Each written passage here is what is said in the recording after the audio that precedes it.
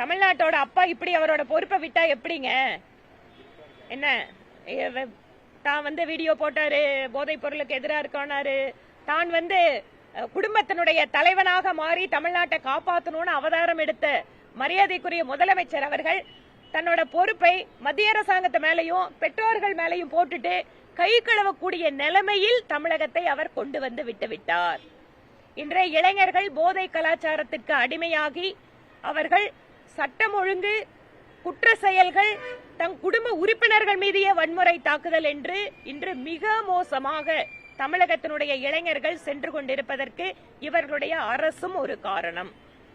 அதனால இன்னைக்கு தமிழகத்தோட முதல்வர் எங்க தன்னோட தோல்விகள் வெளியில தெரிஞ்சிரும், தன் மேல பொறுப்பு எடுத்துட்டா நம்ம மேல பழி போட்டுருவாங்க அப்படிங்கறதுக்காக மத்திய அரசு தான் காரணம், பெற்றோர்கள் தான் பாத்துக்கணும்னு அழகா தன்னோட அந்த செய்ய வேண்டிய வேலையை தூக்கி இன்னொருத்தங்க மேல போட்டுட்டு போக பாக்குறாரு.